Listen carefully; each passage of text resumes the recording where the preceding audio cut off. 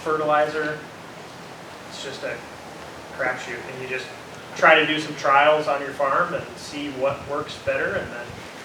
You planted some buckwheat last spring, and Bill and I went back and forth because we know a guy up in Minnesota that he plants buckwheat, knows something about buckwheat. And I said, well, we're going to try planting some buckwheat. Would you plant it in May? And he's like, well, that's not going to work. And I was like, why not? Like, we argued with him. Why isn't that going to work? And he's like, it just won't work. You don't plant buckwheat before the 4th of July. And did it work, Bill? I'm not going to do it again. yeah. So, you know. You got a seed. So, Trial now. yeah, stuff like that, you just don't know. But when there's 3 guys in the Midwest that have tried it, it's tough to find those resources. What is the best one that you're going to do again, and make sure you always do it? We will do buckwheat more. Yeah, we know buckwheat now. We've learned a lot. It works really well. I mean, the oats, I love raising oats and wheat. It's by far my favorite things to combine now. Yeah, I don't like rye as much just because it gets so tall. And It doesn't really can yield be very good kind of a here. mess. But it's also the thing we sell the most of. So if we wanted to turn our whole farm into a small grain, that's the one we would have to do because that's what we sell the most of. Takes care of the weeds. It's great weed suppression. Yeah, I don't know. I'm hoping the mung bean or cowpeas thing will pan out, and then I want to try some more perennial grasses like orchard grass or brome grass and see if I can get that dialed in a little better. I'm really excited about millet. I have no idea how I'm going to harvest it. No idea, like, if we're going to swath it and then pick it up, or if we can cut it straight. I don't know if we'll make maturity, but like, I'm really excited about millet because it'll grow really fast, and like, I'll be planting it next week, so. That's different than Milo. It is different than Milo, yeah. Milo's sorghum. Sorghum and Milo is the same thing. Millet would be a completely different species. Millet. Some of it, there's 100 different kinds, and a lot of it looks like foxtail almost. It's kind of related to foxtail. But there's ISU is doing a research on millets right now because they require virtually no water to grow. And so for these more arid climates, or if climate change is creeping its way east and we're getting drier and drier, corn is not a great thing to grow where there's not a lot of moisture. So last year the United Nations called it, I think they called 2023 the year of the millet. Like they declared, like they were propping up millet because of its drought tolerance capabilities. And like, not so much here. Like, here we're going to raise corn because it rains. But if you go to western Nebraska where they're irrigating, or Nebraska in general, where they're getting water cut off. You go to southwest Kansas where even the irrigation divots can't keep up. So like, that's where those products are gonna end up getting sold to. But they will still need someone that can have more consistent growth, like grow the seed. So we can see ourselves growing the seed for the millets, but then go somewhere else because that's what we do. Similar, we spoke with a guy from an oil company that was turning camelina, which is just an itty bitty little Oil seed. Yeah, kind of. It's related to field pettycress, which is a horrible weed around here. But it makes really high quality oil. And he was from Oklahoma, and he said they planted it there, and it'd been so horrendously dry that it way outperformed any of, economically, any other crop that they planted out there. So. Can I ask a cover crop question? And I came in late, so you may have already answered it. But, I mean, I think cover crops are obviously the way of the future. But what holds me back about them is you still have to, unless you have one of those crimpers, don't you have to put chemicals on the ground to get rid of them?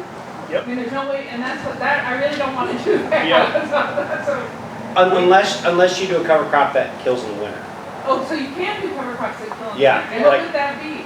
Oats, barley, Right. Turnips. turnips. And so then you don't have to harvest them and you don't have to put chemical on the ground. They just die.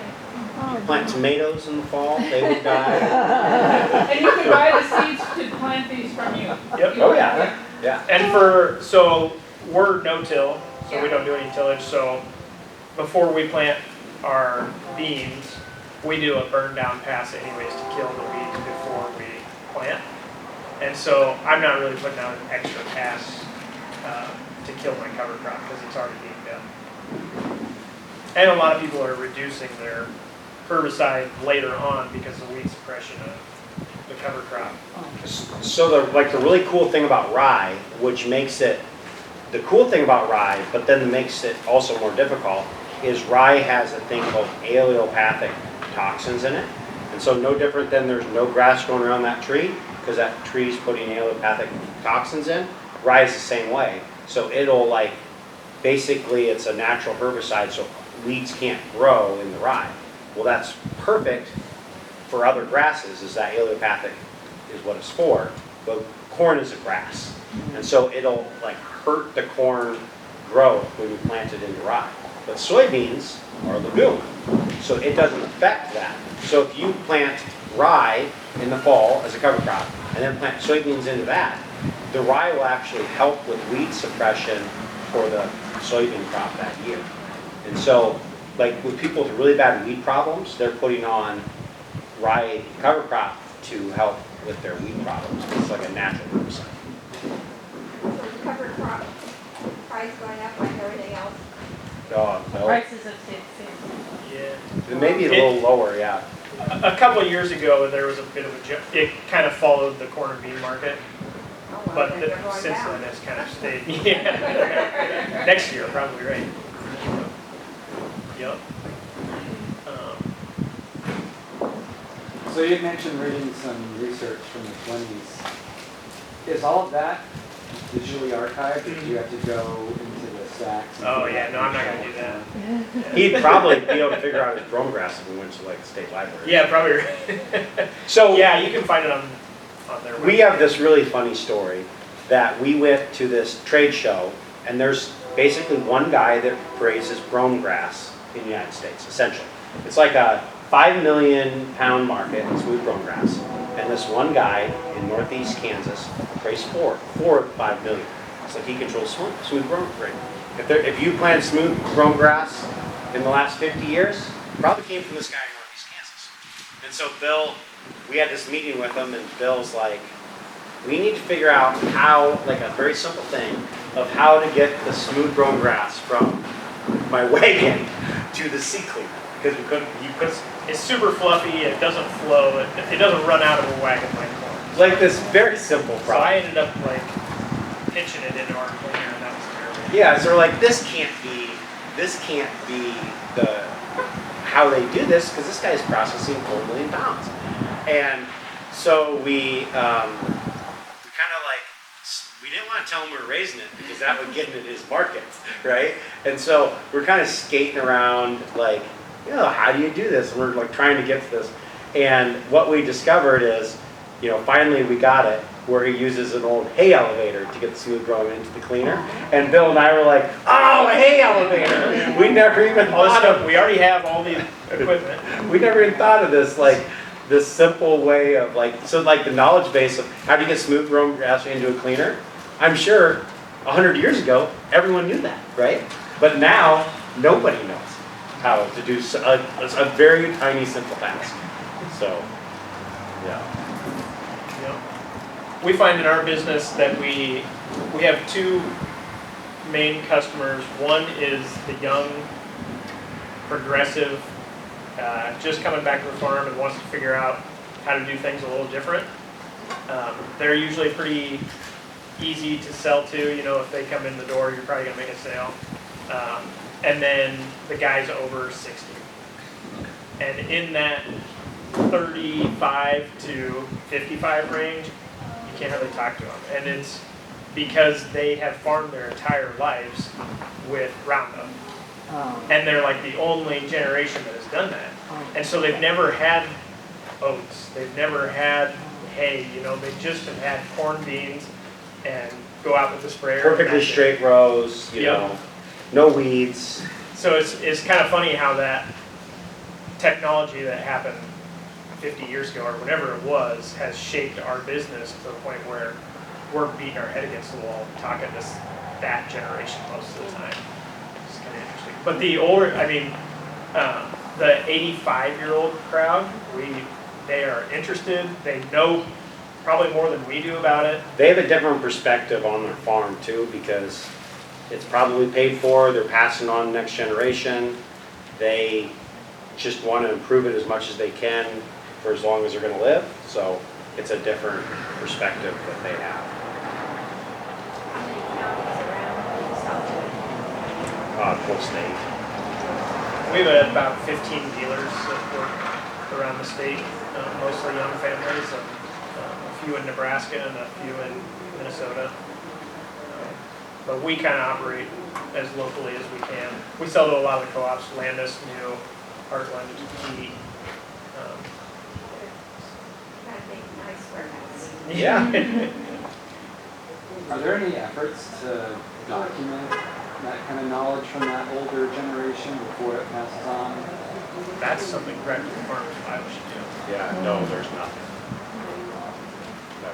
Oh, yeah, Practical Farmers was doing like, they were recording interviews at the conference. That wasn't specifically for older farmers, but they are documenting. We members. have a few people that we know that have a lot of, it's like guys that go for us too, that they have a lot of knowledge, that we'll kind of quiz them as much as we can. We go to these conferences, there's a couple of guys in the seed business that are also farmers that will really get into the weeds with them, because there's a couple seed businesses in the Midwest where they're very similar to ours, except they've been, like generational businesses. So they have this huge knowledge base that we try to ask them as many questions as we can. But they're also our competitors, so we got, Yeah. they're not going to give us everything. You drill your crops alone also. I drill most of the stuff that I'm gonna harvest. Yeah, but we've got, our neighbor has a vertical till machine, so it's like a tillage tool, and he's rigged up an air seeder on it, so it blows seed out, and then it tills up and kind of incorporates the seed. But then the airplanes are basically sown, because they'd be sown. But isn't that cost prohibitive? Flying in that? Not really. It's about he the- charges less than I will for Oh, drilling. really? Yep. But he can go So 160 much more. miles an hour, Economy of scale. 80 feet at a time too, so Yeah. I do a lot of native grass planting, and I have a 10-foot drill for it, and that is tedious. I can do 5 acres an hour when I'm really going. And when we load up, we'll travel an hour, we'll have 2 airplanes going, and we'll do 2,000 acres and be home for supper. So, and he stots out there, they remind me of that all the time. He just thinks it's, sometimes he'll call me and I'll be drilling and he'll say, man, that sounds terrible. I've never seen an airplane go over dropping seeds. Oh, yeah? Oh, Well, come on If you out. see one past like August 20th, it's dropping seed. yeah. If you see the yellow airplane out of Jefferson, they're dropping You seeds. can stop to the airport and watch them, or find which field they're going to. Yeah. And they're very precise, like, here's my property line and the seed starts like here. So, they're Go very stand out in the good. field, wear your safety goggles, and go stand out in the field and watch them I go. watched them spray chemical plenty of Yeah. times, Yeah. but I've never, so August what? Basically August 20th forward. Yeah. Yeah, whenever it works out, basically the fungicide season, which is what they're spraying now, ends about the same time that we're going to start.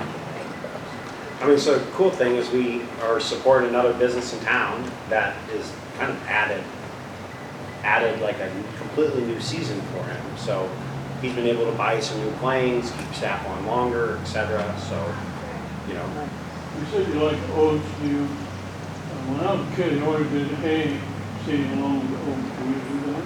oh, yeah. Sometimes, yep. Yep, we do quite a bit of that, and then, like this year, well, we had wheat, but same idea. Harvested it, and then I planted a grazing mix that's starting to grow now, and so at the end of the summer, when the pastures are all rank and the cows are looking for something else to do, we can turn them out on that fresh new forage, and they couldn't be happier. You don't be able to harvest it. You can, yeah, it just depends what you plant. A lot depends on the second crop, what the weather does. If it rains like the middle of July, you catch an inch of rain, you're gonna raise a crop, a second crop. If it doesn't, you're really aren't.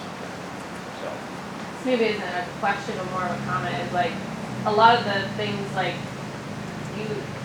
with hay, and we were talking about required livestock, I think that's another thing that like has kind of erased from farms is livestock. You know, most of them, back, a generation ago, everybody had an array of livestock and their 160, and they would have to put up hay to feed them through winter and things like that. And like both Phil and James still have livestock, so I think that's another component that has kind of changed over time, is how we incorporate livestock into farms. it'd be interesting to know how many sows there were in 1950, and or how many sows per section there were in 1950. There might be just as many sows in Greene County as there was then, but they're owned by like a couple people. Like back then,